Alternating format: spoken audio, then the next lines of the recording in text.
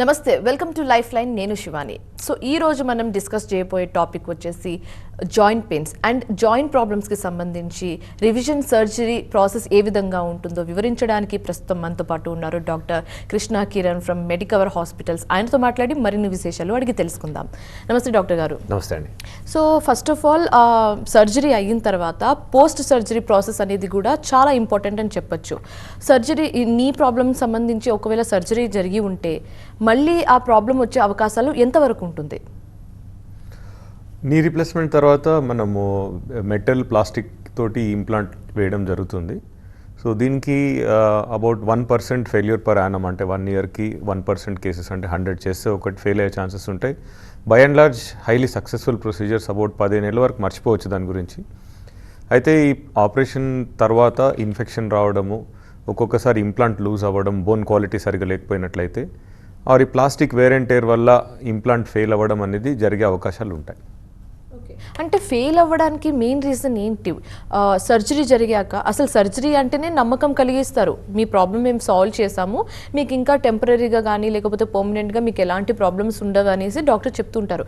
కానీ మళ్ళీ సర్జరీ చేశాక ఆ ప్రాబ్లం రావడం అనేది ఎందుకు వస్తూ ఉంటుంది? ఇది అక్యూట్గా, అంటే within 1 year 2 years early failures అని ఉంటాయి. అర్లీ ఫెయిల్యూర్స్ అనేవి ఏమవుతాయంటే ఇన్ఫెక్షన్, ఇప్పుడు ఆపరేషన్ చేస్తున్నప్పుడు పేషెంట్ డయాబెటిక్ ఉండొచ్చు, ఆ డయాబెటీస్ కంట్రోల్లో ఉండకపోవచ్చు. పోస్ట్ సర్జరీ వల్ల ఇమ్యూనిటీ ఏ కారణం చేతనైతే దెబ్బతింటే ఈ మెటల్ ఇంప్లాంట్స్ దగ్గర ఇన్ఫెక్షన్ ఉండే ఛాన్సెస్ ఉంటాయి. అది 1 in 400-500 కేసెస్ జరుగుతుంది. కానీ జరిగినప్పుడు దాన్ని రికగ్నైజ్ చేయడము, దాన్ని ప్రాపర్గా ట్రీట్ చేయడం అనేది చేయాలి. బట్ వాడుతుండగా కూడా ఈ బోన్ క్వాలిటీ దెబ్బతిండడం, అయితే ఏజింగ్ పెరగచ్చు, పేషెంట్ 60 ఏళ్ళకి సర్జరీ చేయించుకోవచ్చు. 10 సంవత్సరాల తర్వాత బోన్ క్వాలిటీ తగ్గిపోవచ్చు, ఆ బోన్ ఆస్టిపోరోటిక్ అయిపోయి ఆ బోన్ ఇంప్లాంట్కి సపోర్ట్ ఇవ్వకపోయినట్లయితే ఇంప్లాంట్ ఫెయిల్ అవ్వచ్చు. మరి యంగ్ పేషెంట్స్లో కనుక సర్జరీ అవసరం పడింది ఫర్ సమ్ రీజన్, బాగా యాక్టివ్గా ఉన్నారు అంటే ఈ ప్లాస్టిక్, ఈ బయోమెటీరియల్ టాలరెన్స్ కంటే పైన వాళ్ళ యూటిలిటీ ఉన్నట్లయితే, బాగా ఆడడం, కింద కూర్చోవడం, ఇట్లాంటి పనులు ఎక్కువగా చేసినట్లయితే యంగ్ పేషెంట్స్లలో వాళ్ళకి పాలియథిలిన్ అనేది 15-16 సంవత్సరాల తర్వాత అరిగిపోవడం అనేది జరుగుతుంది ఒక్కొక్కసారి. సో ఈ అరుగుదల వల్ల కూడా ఇంప్లాంట్స్ లూజ్ అవ్వడం, దానివల్ల ఫెయిల్యూర్ రావడం జరుగుతుంది. గుడ్ న్యూస్ ఏంటంటే ఈ ఫెయిల్యూర్ అనేది చాలా అన్కామన్, ఎవ్రీబడికి ఫెయిల్యూర్ అనేది జరగదు. చాలామందికి సక్సెస్ఫుల్ అవుట్కమ్ ఉంటుంది, 90-95% మందికి అసలు ఏ ప్రాబ్లం ఉండదు. అయితే ఒక 4-5% మందికి ఈ ఫెయిల్యూర్ జరగచ్చు. ఇది జరిగినా కూడా దీన్ని రెక్టిఫై చేయొచ్చు అనే విషయం మీద మన ఫోకస్ ఉండాలి. ఓకే. సో పోస్ట్ ట్రీట్మెంట్ తర్వాత చెకప్స్ ఏ విధంగా ఉంటుంది పేషెంట్స్కి సంబంధించి? ఎప్పుడెప్పుడు ఫాలోఅప్స్కి రావాలంటారు? సో సర్జరీ తర్వాత ఫస్ట్ 2 వీక్స్ తర్వాత సూచర్ రిమూవల్ అనేది ఉంటుంది, జనరల్గా కుట్లు తీయడం. అది యూజువలీ వాళ్ళ ఇంట్లలోనే ఇప్పుడు సూచర్ రిమూవల్కి టెక్నీషియన్స్ ఉంటారు, వాళ్ళు వెళ్తారు, చేసేస్తారు. ఫస్ట్ ఫాలోఅప్ అబౌట్ 6 వీక్స్ తర్వాత చూడడం జరుగుతుంది. ఫస్ట్ ఇయర్ లోపల ఒక 3 times పేషెంట్ని పిలుస్తాం, ఎందుకంటే ఏమైనా ప్రాబ్లమ్స్ అక్యూట్గా ఉన్నట్లయితే అవి రికగ్నైజ్ చేయడము, వాటిని ట్రీట్ చేయడం అనేది జరుగుతుంది. So 6 weeks, 3 months, 6 months and 1 yearకి పిలుస్తాం. తర్వాత every year for the first 5 years and then every 5 years will be the follow up. Okay. So post treatment let's talk about knee replacement కానీ తీసుకుందాం. సో నీ రీప్లేస్మెంట్, ఆ నీకి సంబంధించి ఏమైనా surgery జరిగి ఉంటే మళ్ళీ అదే ప్రాబ్లం అక్కర్ అవుతే ఫ్యూచర్ ఎలా ఉండబోతుంది? అంటే ఆ పెయిన్ అంతా లైఫ్ లాంగ్ భరించాల్సిందా, లేకపోతే దానికి ఏమైనా ఆల్టర్నేట్ వే ఉందా?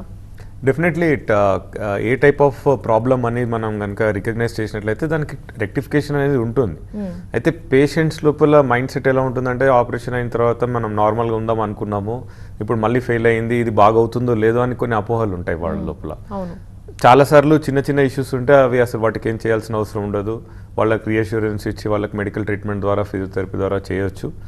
ఇన్ఫెక్షన్ కనుక ఉన్నట్లయితే దాన్ని క్లీన్ చేయడము, ప్లాస్టిక్ ఎక్స్చేంజ్ చేయడం అనేవి అక్యూట్గా రికగ్నైజ్ చేసినట్టు చేస్తాము. బట్ లూజ్ అయిన ఇంప్లాంట్స్ని కూడా మనం మార్చే అవకాశము, revision implants, specific stem extensions, తర్వాత కోన్స్ అని చెప్పి డివైసెస్ ఉంటాయి, వాటి ద్వారా వాటిని రెక్టిఫై చేయొచ్చు. సో ఇందాక మీరు చెప్పినట్టుగా రివిజన్ సర్జరీ అనేది మీరు మెన్షన్ చేయడం జరిగింది. సో రివిజన్ సర్జరీ అంటే ఏంటి? ఇది నార్మల్ సర్జరీ కంటే ఏ వేలో డిఫర్ చేయొచ్చు అనమాట దీన్ని? కరెక్ట్. సో ఇది ఇంపార్టెంట్ డిఫరెన్స్ ఉంటుంది. ప్రైమరీ సర్జరీలో ఏంటంటే టిష్యూస్ అన్ని అసలు మనం కట్టే చేయలేదు, ఫస్ట్ టైం ఆపరేషన్ చేస్తున్నాం. సో అనాటమీ కానివ్వండి, వాటి స్ట్రక్చర్స్ కానివ్వండి నార్మల్గా ఉంటాయి. అయితే రీడూ సర్జరీ కొంచెం స్పెషలైజ్డ్ సర్జరీ. అందులో ఏంటంటే ఆల్రెడీ ఆపరేట్ అయ్యి స్కార్ అయిపోయి ఉన్న సిచ్యువేషన్ డీల్ చేయాలి. ఫస్ట్ ఎక్స్పోజర్ చేయడం కానివ్వండి, ఓపెన్ చేయడం, జాయింట్ లోపలికి ఎంటర్ అవ్వడం, అది కూడా డిఫికల్ట్ ఉంటుంది నెంబర్ 1. నెంబర్ 2, ఈ డ్యామేజ్ అయిపోయిన ఇంప్లాంట్స్ కానివ్వండి, కొన్ని వెల్ ఫిక్స్డ్ ఇంప్లాంట్స్ తీయవలసి వస్తే బోన్ లాస్ లేకుండా వాటిని తీయడము, మళ్ళా ఉన్న లాస్ని మనం రికగ్నైజ్ చేసి 3 డైమెన్షనల్గా జాయింట్ని పూర్వంగా ఉన్నట్టు దాన్ని రీకన్స్టిట్యూట్ చేయడం అనేది ఈ రివిజన్ యొక్క మెయిన్ కాన్సెప్ట్. అయితే చేయడానికి ఆ పరికరాలు కానివ్వండి, టెక్నాలజీ కానివ్వండి, ఎక్స్పర్టీస్ కానివ్వండి ఇప్పుడు మన దగ్గర రొటీన్గా ఉంది. ఇంతకుముందు 15 సంవత్సరాల క్రితం ఈ రివిజన్ సర్జరీ అనేది చాలా అరుదుగా జరిగేది. కానీ ఈ రోజులలో చాలా సెంటర్స్లలో ఇప్పుడు మన దేశంలో కామన్గా జరుగుతుంది, చాలా సక్సెస్ఫుల్గా జరుగుతుంది. పేషెంట్స్కి కనుక అవసరం పడింది, గాడ్ ఫార్బిడ్ అవసరం పడినట్లయితే అట్లాంటి సొల్యూషన్స్ కూడా మనం ఈజీగా చేయొచ్చు అని చెప్పొచ్చు. ఓకే, సో ఈ రివిజన్ సర్జరీ అనేది ఎవరెవరికి మీరు రికమెండ్ చేస్తారు? ఇప్పుడు ఈ ఆపరేషన్ అయిన తర్వాత కూడా వాళ్ళకి పర్సిస్టెంట్ పెయిన్ ఉండడం కానివ్వండి, నడవలేకపోవడం కానీ ఉండి ఎక్స్రేలో బ్లడ్ పారామీటర్స్లో మనకి ఇన్ఫెక్షన్ కానివ్వండి, లేకపోతే ఏసెప్టిక్ లూజనింగ్ అంటే ఇన్ఫెక్షన్ లేకుండా ఇంప్లాంట్ లూజ్ అయిందని మనం నిర్ధారణ చేసినట్లయితే ఈ సిమ్టమ్స్ చాలా డ్యూరేషన్, అప్పుడు ఆపరేషన్ అయ్యి 12 సంవత్సరాలు అయ్యింది, బాగానే ఉన్నారు, ఒక 6 నెలల నుంచి సంవత్సరం నుంచి నొప్పి వచ్చింది, మళ్ళీ పూర్వంలాగానే కాలు వంకర మళ్ళీ స్టార్ట్ అయింది. ఎందుకంటే ఇంప్లాంట్ లూజ్ అవ్వడం వల్ల అది స్టార్ట్ అయింది. సో ఎక్స్రేలో మనకు అది క్లియర్గా కనపడుతుంది, ఇంప్లాంట్ లూజ్ అయిపోయింది, మళ్ళీ కాలు వంకర వచ్చింది, ఇప్పుడు దీన్ని రెక్టిఫికేషన్ చేయాలని చెప్పి పేషెంట్కి చెప్పడం జరుగుతుంది. ఓకే, సో అంటే ఈ ప్రాబ్లం ఇప్పుడు నీకి సంబంధించవచ్చు, లేకపోతే జాయింట్స్కి సంబంధించిన ప్రాబ్లమ్స్ ఎక్కువ ఎవరికి ఇంపాక్ట్ కలిగించే అవకాశం ఉంటుందంటారు?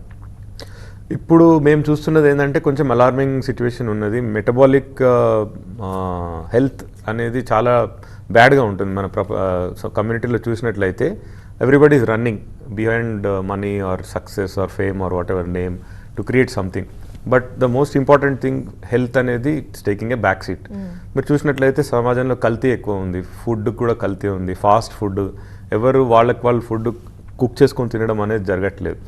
సో మెటబాలిక్ హెల్త్ అనేది, బోన్ క్వాలిటీ అనేది కూడా యంగర్ ఏజ్ గ్రూప్లోనే చాలా మందికి దెబ్బతింటుంది. సో మేము చాలా అబ్జర్వ్ చేస్తుంది ఏంటంటే 40s, 45, 50 ఇయర్స్ ఏజ్కే ఈ మోకాలు అరిగిపోవడం, బరువు పెరగడం వల్ల జాయింట్ల మీద లోడ్ ఎక్కువ పడడము, ఇవి అరిగిపోవడం ఇట్లాంటివి జరుగుతుంది. సో యంగర్ ఏజ్ గ్రూప్లో కనుక కొంచెం అవగాహన తెచ్చుకొని వెజిటబుల్ ఆయిల్స్, ఫాస్ట్ ఫుడ్ ఇవి అవాయిడ్ చేసుకొని కొంచెం హెల్తీ లైఫ్ స్టైల్, కొంచెం సన్లైట్, కొంచెం గ్రౌండింగ్ ఇట్లాంటివి అవలంబించుకుంటే చాలా వరకు ఈ ప్రాబ్లమ్స్ ప్రివెంటబుల్గా కూడా ఉండొచ్చు. బట్ యంగ్ పేషెంట్స్లో కనుక ఈ సివియర్ ప్రాబ్లమ్స్ వచ్చినట్లయితే వీళ్ళకి వదిలేయలేము. 45 ఇయర్స్కి మోకాలు అరిగిపోయి వాళ్ళు ఉంటే వాళ్ళని ఏం చేస్తాం? ఆపరేషన్ అయితే చేయాలి, ఎందుకంటే life they have to continue. And ఎక్కువ పనులు కూడా ఉంటాయి వాళ్ళకి, నార్మల్ కంటే ఎక్కువ ఉంటాయి. 45కి పీక్ లైఫ్, వాళ్ళకి ఇప్పుడు మోకాలు వంకర అయిపోయి నువ్వు మూల కూర్చోంటే కుదరదు. సర్జరీ చేసామనుకోండి బాగా యాక్టివ్గా ఉంటారు. యాక్టివ్గా ఉన్నప్పుడు ఏమవుతుంది, 15 ఇయర్స్కో 16 ఇయర్స్కో అది అరిగిపోతుంది. అప్పుడు వాళ్ళ వయసు ఎంత? 60. వాళ్ళకి రివిజన్ సర్జరీ అవసరం పడుతుంది. సో మీరు యంగర్ ఏజ్ గ్రూప్లో, so it's a wishes circle. So మీరు హెల్త్ జాగ్రత్తగా చూసుకోలేదు, ప్రాపర్ సన్లైట్ ఎక్స్పోజర్ లేదు, ఆహారం సరిగ్గా లేదు, కల్తీ ఉన్నది, మెటబాలిక్ హెల్త్ దెబ్బతిన్నది.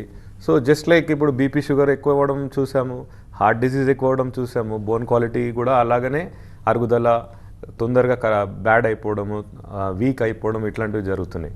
సో వీటన్నిటికీ హోలిస్టిక్ సమాధానం ఏంటంటే reconnection with proper quality food, taking time for your self, running ఆపేయాలి, కొంచెం ఆపి కొద్దిగా చేసుకుంటే ఇవి తగ్గే ఛాన్సెస్ ఉంటాయి. బట్ తగ్గేదాకా ఈ ప్రాబ్లం పెరుగుతూనే పోతుంది. ఓకే, సో రివిజన్ సర్జరీకి సంబంధించి బెనిఫిట్స్ ఏ విధంగా ఉంటుంది పేషెంట్స్కి?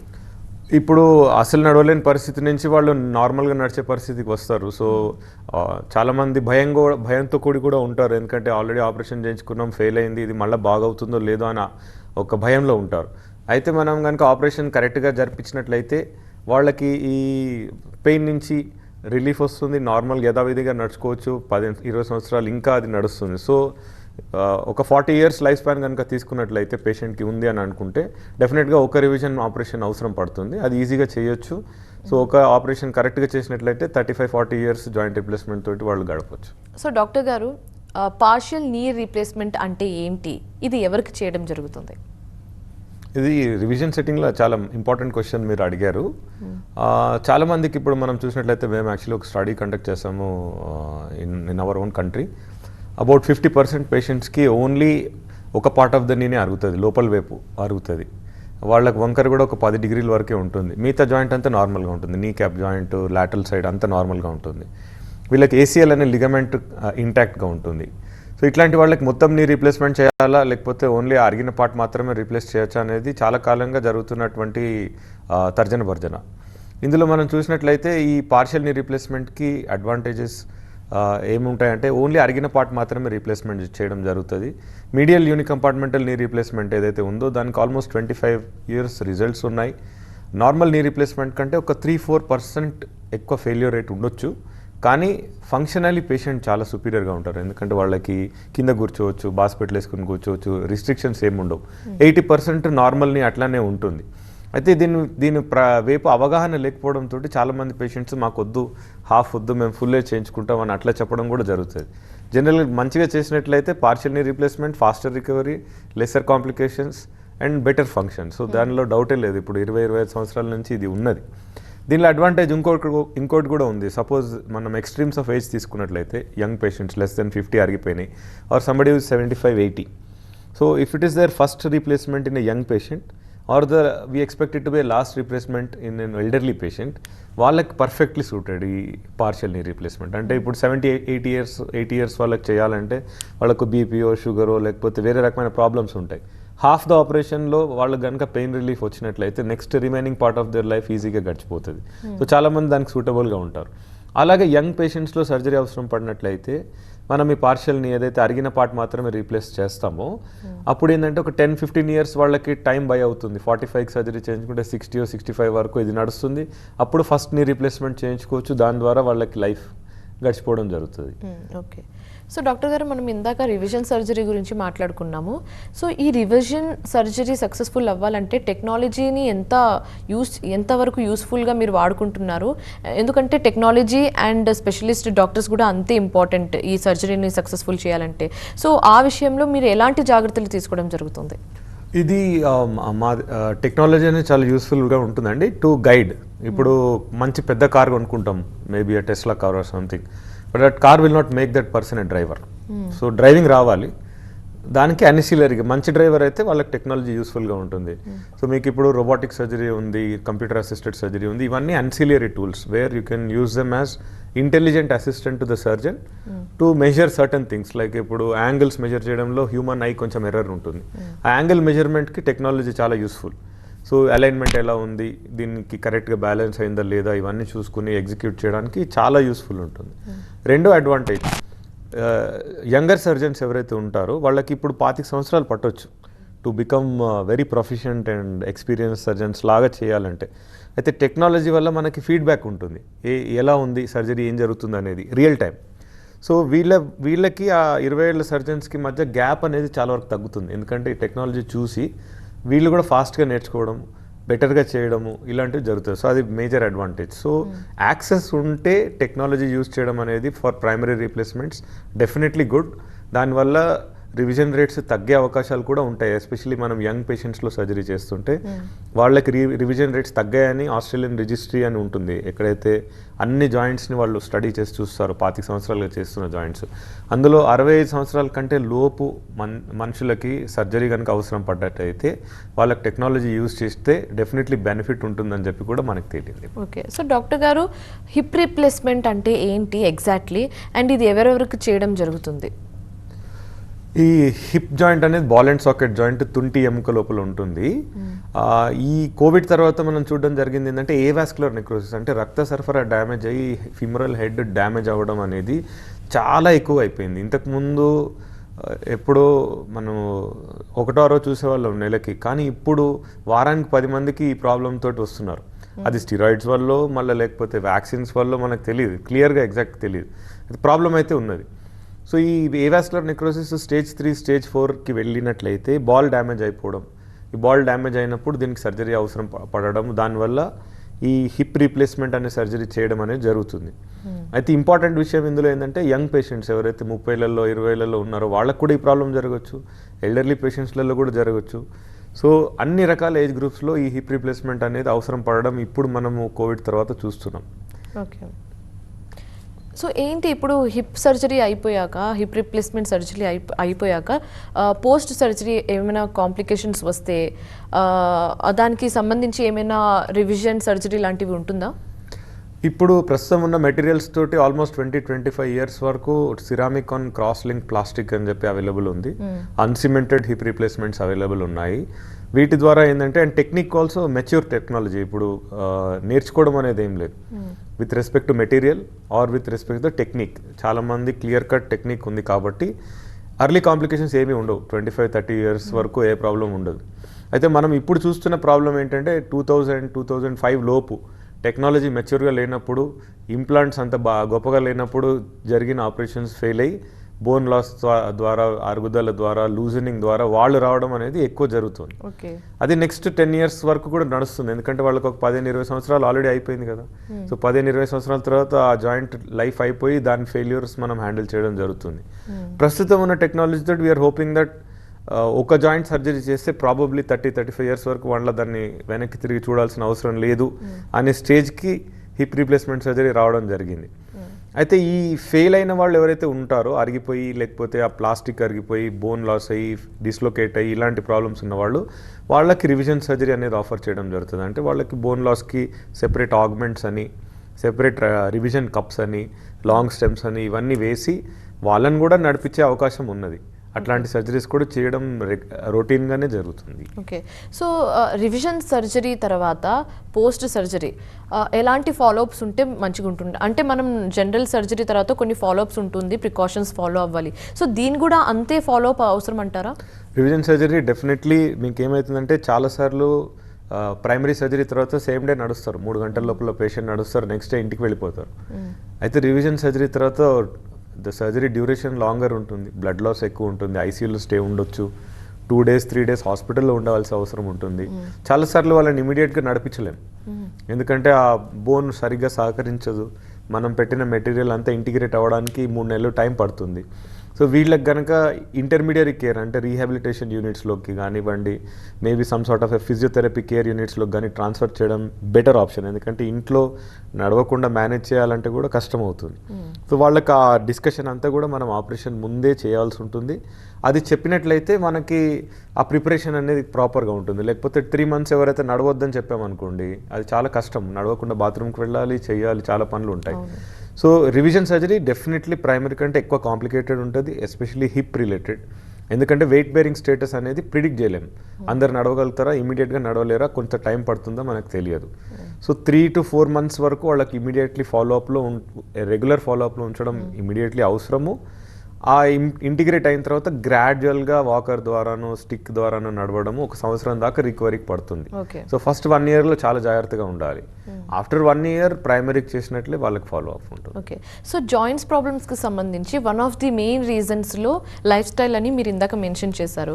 సో ఎలాంటి లైఫ్ స్టైల్ ఫాలో అవుతే ఇలాంటి ప్రాబ్లమ్స్ రాకుండా ఉంటుంది? సో దీనికి కొన్ని వర్టికల్స్ ఉంటాయమ్మా లైఫ్ స్టైల్కి. Basically the physical body and mind 2 things are the ways మనం ఈ ప్రపంచం ఎక్స్పీరియన్స్ చేస్తాం. సో బాడీని జాగ్రత్తగా పెట్టుకోవాలంటే మీకు మసిల్ మెయింటైన్ చేయాలి. మసిల్ మెయింటైన్ చేయాలంటే మూవ్మెంట్ ఉండాలి. మూవ్మెంట్ లేకపోతే మసిల్ విత్ టైం వెళ్ళిపోతుంది. రెండోది ప్రోటీన్ కన్జంప్షన్ ఉండాలి. ఆహారంలో కంపల్సరీగా మీరు 1 gram per kg body weight protein consumption తీసుకోకపోతే చాలామంది మనం ప్రోటీన్ ఎనర్జీ మాల్న్యూట్రిషన్ చూస్తాం. 40-45 years తర్వాత మీకు ఆ మసిల్ మాస్ అనేది 1-2% చొప్పున వెళ్ళిపోతుంది. సో మీరు ఇప్పుడు 70 years వచ్చారు, యాడిక్వేట్ ప్రోటీన్ సరిగ్గా తీసుకోలేదు, మీరు యాక్టివిటీ లేదు, అప్పుడు ఏమవుతుంది? 70 yearsకి మీరు సరిగా నడవలేరు, సపోర్ట్ అవసరం పడుతుంది, కూర్చుని లేవలేరు, ఏదైనా పైన వస్తువు ఉంటే తీయడానికి వీలు ఉండదు. సో ఇవన్నీ ఇంపార్టెంట్ కాబట్టి మనం ఈ 5 movements చేసుకోవాలా. Over head pull, over head push, horizontal pull, horizontal push and squat. ఈ 5 మెయిన్ బిగ్ 5 అంటారు. ఈ 5 movements చేయాలి. ఆహారం మీద ధ్యాస పెట్టాలి. ఈ ఫాస్ట్ ఫుడ్స్, షుగర్ ఇవి ఎక్కువ తినకూడదు. ఓకే. ఎందుకంటే వీటి వల్ల మీకు ఫ్యాట్ స్టోరేజ్ జరుగుతుంది, మసిల్ వెళ్ళిపోతుంది. మసిల్ పెంచాలి అంటే ప్రోటీన్ అడిక్వేట్గా తినాలి. ఎంత 1 gram per kg body weight minimum protein తినాలి. అది తిని మూడోది important sunlight connection, earth connection ఉండాలి. ఎందుకంటే మనం వచ్చింది ఈ ఎలిమెంట్స్ నుంచే వస్తాం. ఈ రాళ్లలో ఏదైతే ఎలిమెంట్స్ ఉన్నాయో హ్యూమన్ బాడీలో కూడా అదే ఎలిమెంట్స్ ఉంటాయి. బట్ దే ఆర్ యానిమేటెడ్, అంటే యూ హ్యావ్ కాన్షియస్నెస్, లైఫ్ అది ఉన్నది. ఎంత డిస్టెన్స్గా వెళ్ళిపోతాం అంటే మనం కనుక సన్లైట్ చూడలేదు, కాళ్ళు అర్త్కి టచ్ కాలేదు, ఇన్ ద నేచర్ మనం లేము. 2 weeks కనుక 2 వీక్స్కి ఒక్కసారి చేసినా 2 వారాల దాకా బెనిఫిట్ ఉంటుంది. అయితే మీరు వెళ్ళి క్లోజ్డ్ ఎన్విరాన్మెంట్స్లో ఉన్నారు, ఆర్టిఫిషియల్ లైట్లో ఉన్నారు, ఇదంతా బ్లూ లైట్. దీనికి బాడీ ఈజ్ నాట్ అకస్టమ్డ్. ఎన్ని మిలియన్ ఇయర్స్ ఆఫ్ ఇవల్యూషన్లో బ్లూ లైట్కి అకస్టమ్డ్ లేదు, రెడ్ లైట్ మనకు కావాలి. సో ఈ బ్లూ లైట్ వల్ల ఏమవుతుంది, కళ్ళన్నీ ఎనర్జీ వెళ్ళిపోతాయి, బాడీ నుంచి ఎనర్జీ వెళ్ళిపోతుంది. Electromagnetic radiation, so much of cell phones we are using, ఈ బ్లూటూత్, వైఫై, వీటికి what is the impact on human body ఎవరికి తెలియదు. So most important thing circadian రిథమ్కి రీకనెక్ట్ కావాలి. అంటే సన్లైట్తో పాటు early to rise early to bed అని ఎందుకు చెప్తారు? Because your life is all related to sun. So this is the physical body thing. Mental స్ట్రెస్లు అన్నీ ఉంటాయి కదా, ఇది కావాలి, అది చేయాలి, ఈ భయము అది ఉంటాయి, అవన్నిటికీ వాటికి సెపరేట్ వర్టికల్ ఉంటుంది. సో ఎవ్రీ డే ఒక 15-20 మినిట్స్ మీకు మీరు టైం తీసుకోవాలి, సైలెన్స్ పాటించాలి, ఎవ్రీథింగ్ పర్స్పెక్టివ్లో చూడాలి. ఏది ఉన్నా పట్టుకొని వెళ్ళేది ఏమి ఉండదు కదా. సో మైండ్ సరిగా పెట్టుకోలేదు అనుకోండి, మెడిటేషన్ ప్రాక్టీసెస్ ఇవి చేయకుండా, మీరు ఆహారం సరిగా తీసుకోకపోయినా, సన్లైట్కి కనెక్షన్ పోయినా, అర్త్కి కనెక్షన్ పోయినా, నిద్ర సరిగా లేకపోయినా, ఎక్సర్సైజ్ లేకపోయినా హెల్త్ డ్యామేజ్ అవ్వడం ఖాయం. సో ఈ 6 వర్టికల్స్ మనం గుర్తుపెట్టుకోవాలి, అవి చేయాలి. అది చేసినట్లయితే అసలు డాక్టర్స్ అవసరమే ఉండదు. ఓకే అది ఓకే. సో జాయింట్స్ ప్రాబ్లమ్స్కి సంబంధించి అండ్ రివిజన్ సర్జరీ ప్రాసెస్కి సంబంధించి వివరించినందుకు thank you so much doctor గారు. Thank you. సో ఇది ఇవాల్టి లైఫ్ లైన్. మరో అంశంతో మళ్ళీ కలుద్దాం. చూస్తూనే ఉండండి TV9.